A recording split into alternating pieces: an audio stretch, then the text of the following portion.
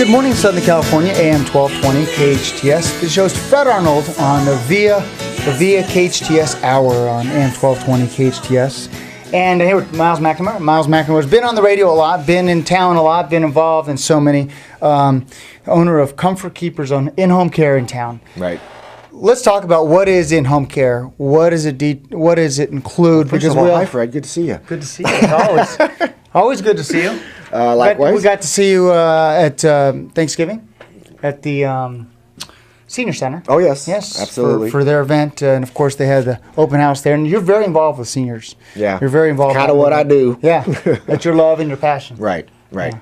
And I won't forget to mention Myles was a model this weekend. That's right, for the Seroptimist, what is it, the Seroptimist of Greater Santa Clarita Valley. Yeah. Their annual fashion show. Yeah, I missed it this year. I'll be back again next year. Very good. Let's talk about in-home care. Specifically, what is the difference between in-home care and other services that are provided out there? Well, and I'm sure before you and I met, Fred, you didn't even know what home care was, right? Didn't. Now I've educated you. Now it's off to the world. Mm-hmm. Home care is different than home health, but in-home care is when someone needs a helping hand around the home.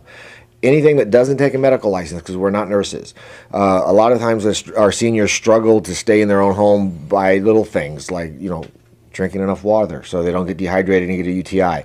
Malnutrition, they're not eating properly, they're not getting good meals, they're, just not eating.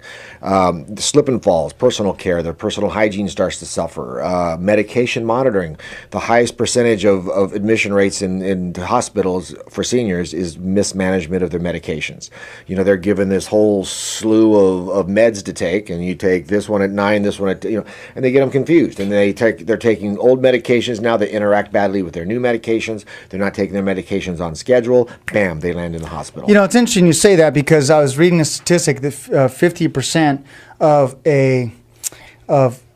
helping someone get healthy is their diagnosis. In this case, probably 50% of staying healthy is taking the right vitamins, minerals, medications, and drugs. Well, and the thing is, this is a whole different show, whole different topic, is when you start to look at how our seniors are medicated. I mean, some of the doctors get it, some of the doctors don't. You have some, and this is why it's such a slippery slope for them, is they have 10 to 15 different medications they're taking. Now, maybe 1 or 2 of those are for their primary diagnoses. Mm-hmm. The rest are because it's going to counteract the side effect of this one, and then this one's going to counteract the side effect of that one. And I couldn't keep that straight. Could you? No, absolutely not. So they help them keep it organized. Right. You're there's ways to make sure that a med tray is set up properly by the nurse or the doctor, and then that those medications are taken on time when they're supposed to. But then I reel it back to again the whole different show is we're over medicating our seniors, in my opinion.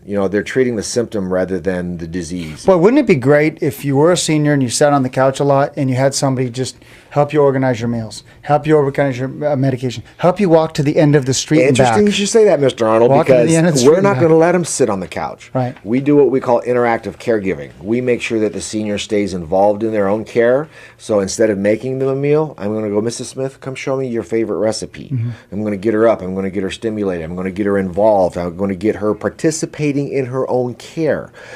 That's the problem with a lot of family caregivers is they will let mom and dad just sit on the couch, and they do for them, and they just continue to deteriorate while they're sitting on the couch. Mm-hmm. Let's get them up. Let's get them moving. Let's get them participating in their own daily life. And the one thing I love about Comfort Keepers is they're so involved in the senior center and senior activities that I'm sure it's just kind of about what you do.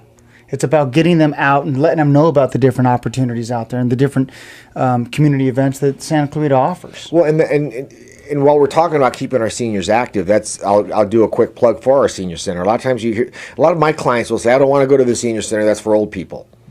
And there's this bad image of the senior center.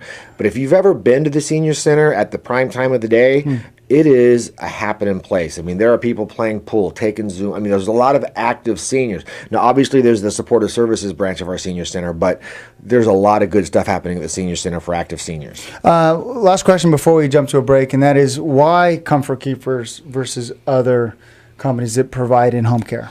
So good question, Fred, because there's home care agencies popping up like weeds out there, and there's a lot of good ones and there's a lot of bad ones.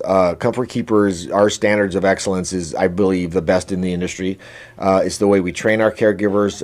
We have skills labs in our office that, you know, we have hands-on training, the background checks. I mean, a lot of companies say, oh, we're bonded, we're insured, we do background checks. We're actively involved in training our caregivers with the interactive caregiving. I mean, that's a trademark Comfort Keepers kind of phrase, because we're not going to care for you, we're going to care with you. We're going to get you involved. And then, if I may be so bold, I'm going to say one of the biggest differences is me and my staff, our care managers, because we don't just throw a caregiver in the house. We put a caregiver in the home after we do a full free assessment, and then we have a case management program that we oversee that on an ongoing basis. In my office, we probably have a combined 80 years of experience of caring for aging loved ones. So when you're going to bring someone into your home, there has to be a trust factor there. You're putting somebody in the home with an unsupervised senior, very vulnerable, very impressionable.